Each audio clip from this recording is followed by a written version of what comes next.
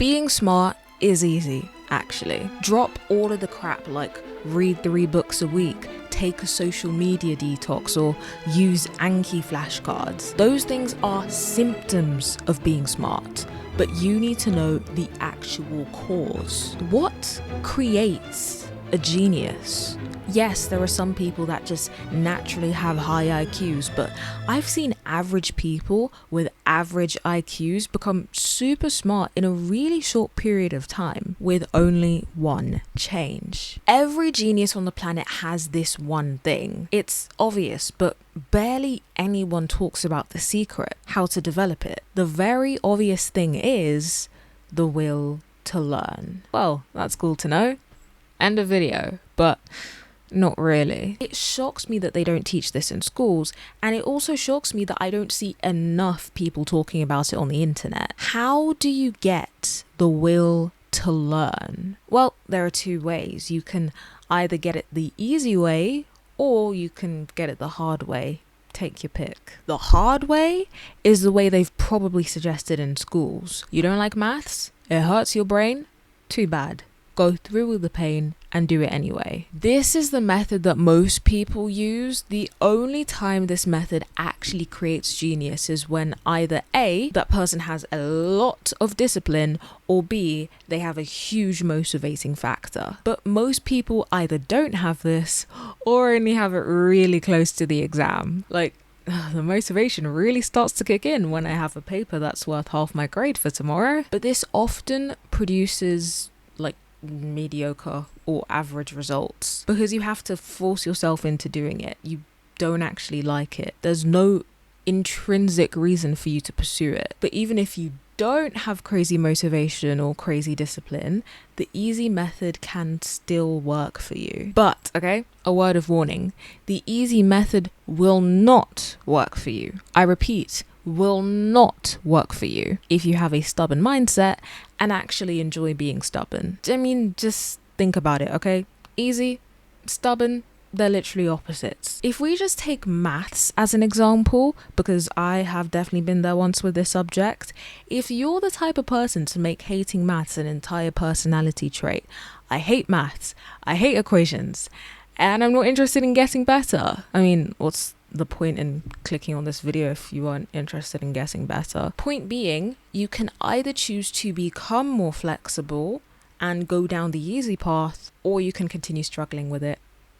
Good luck, babes. If you've identified that you're stubborn and you do not want to change, please click off this video. The rest of this video is not for you. However, for my people that do want to change, the rest of this video is for you. First, really important thing I need to drill into your brain: perspective is everything when it comes to learning. The way you see a subject can absolutely make or break how you perform in it. I feel like everyone has had this scenario in school where at first they might have hated a subject, couldn't stand it, and then they get assigned to an amazing teacher who changes the way they see the subject, and then they end up doing amazing. Or vice versa. I used to absolutely love religious studies when I was younger, and I used to be so good at it, and then the teacher I had at the end of year 9 just absolutely ruined it for me. She was not a good teacher. But that's the thing. The subject itself didn't change. Physics is still physics. English is still English. The only thing that the teacher has changed is either A, your perspective on the subjects, and or B, the way that you learn the subject. We do like to blame teachers, even I'm guilty of this, but this isn't completely their fault. We are in charge of our own learning too. There were loads of reasons why you might think that you're not good at a subject. People in your childhood might have told you that you're bad at it. A teacher could have done a horrible job at explaining a concept and now you just think it's too complicated for you. And I'm sorry to call some of you out, but somebody had to say it. You might feel like it's easier to fit in with friends who don't like the subject if you don't like it too. We're going to make this video interactive, okay? The first thing that I want you to do is to identify why do I think I'm bad at this subject. If you need a little help, I will do it with you. So right now I'm learning computer programming in my spare time, and I've always had these beliefs about my ability with computing. You're not smart enough to do this. It's too complicated. If I ask myself why, here are some of the answers that come up. You are too emotional and not logical enough to deal with STEM subjects. You should stick to English. Computer programming is too complicated. You'll never guess it. Plus, you never got it when you were younger. You can pause the video now and explore your own reasons. The first step is already done, okay? That's simply awareness. Even just being aware of these beliefs means they have less power over you. The next step is doubting or scrutinizing, whichever term you prefer. Go through each individual reason and find other reasons for why they might not be exactly true. It doesn't have to be a complete outright denial. That's difficult at this stage. It only has to be a doubt. If I go through some of my own doubts for some of these beliefs, okay? For the first belief, actually, there's quite a lot of logic involved in English. Like, you can't waffle an entire essay and still get 100%. English does actually require more logic than I think a lot of people let on. And plus, even if, let's just say, English required absolutely no logic, logic is a skill that you can develop. Like, yeah, of course, there are just some people that are gonna, have better skills than you initially, but like, that's literally something that you can practice and you can get good at. Okay, computer programming is too complicated. We'll come back to the computer programming is too complicated one, because I think you can fit that for a lot of different subjects, and there's a bigger reason why I want to get into. Oh, and the whole you never got it when you were younger thing, just think about it. There were so many things that we didn't get when we were younger that we probably get now. I know for a fact that if you were to give 5-year-old me a quadratic equation and told her to solve it, I would just side-eye you and walk away. I might still do that today. I'm sorry, I'm not solving quadratic equations for nobody again. Let's just wait till results day. We'll see about that.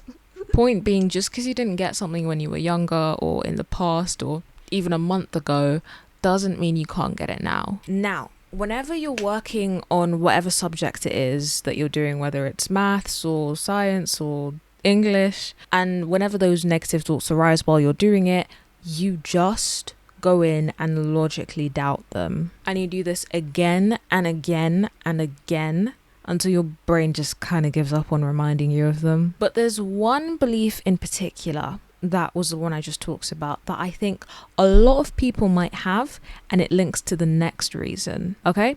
And that belief is, it's just too complicated for me. Now, this is the second factor and links to the way that you learn and the whole teacher change thing. So for most of year 10 and 11, I would not get science. Like, I would just sit there in the class, act like I'm paying attention, listen to the teacher, and it's just going through one ear and out the other. Then I would come back home, okay, and then watch a free science lessons video on it. And in 4 minutes, this guy's made me understand what my teacher was trying to explain to me for a whole hour. I cannot make this stuff up. But because of this example, I truly believe that no subject is too complicated to learn. And if it is, then you're learning it the wrong way. Some teachers are absolutely amazing and they can explain anything in a way that anyone can understand. And to put it bluntly, some teachers just suck. And there is nothing that we can do about that. Obviously, if you have, you go to a school and there's more than one teacher for a subject, you can ask another teacher, you can try online resources. But if all of that fails, there is one teacher out there that, 90% of the time doesn't suck, that can teach you anything in any way and that everyone has access to. Sound too good to be true? It's AI, baby, okay? It's ChatGPT. I just asked ChatGPT to explain the fundamentals of quantum physics to me as if I were a 5-year-old, and I actually get what it's saying. And it's even simple enough for 5-year-old me to have understood that too. There's no way it just explained the Heisenberg uncertainty principle that simply and that easily. So I asked it to expand and tell me more this time, but as if I were a GCSE student, and it flipping worked, and I still flipping got it. But I had a question. I got the equation, but I didn't get why you needed to divide by 4 pi at the end. I just thought it was a bit random. So I asked, and it still bloody explained it to me. I just still can't believe that we're living in an age where stuff like this exists and it's free. But one thing to know is that ChatGPT can make mistakes. I would look at a textbook, let's just say I'm not understanding it, ask ChatGPT, now I understand it, go back to the textbook, and suddenly it all makes sense. Obviously, as technology is getting better and better, these sources are going to become more accurate and more reliable for these things. You can even ask GPT to help you find ideas on how to romanticize it, or to just change your perspective on it in general. For example, I used to absolutely dread doing maths papers, but I watched the GCSE video that Shola did, and then from then onwards, doing maths papers became like a game to me. It's a competition. It's a game. And all the 15 and 16-year-olds in England are playing. There's 80 points up for grabs in this game, and I've got 1 hour 30 minutes to grab as many of those points as I can. Because it was so much more fun to me, because I saw it as a game, I did loads of practice papers, and well, in theory I'm supposed to improve. We'll see on results day. But the last step is probably the most important, but is also the hardest. Now you've got to actually do something. If it's maths, then it's maths. If it's quantum physics, then it's quantum physics. But where do you even start? What are you even supposed to do? Okay, so if you're cramming for an exam and need something super quick, then click here. But if you've got a little bit more time before the test, then click here. Go devour those exams, guys, okay? If no one told you today, you got this.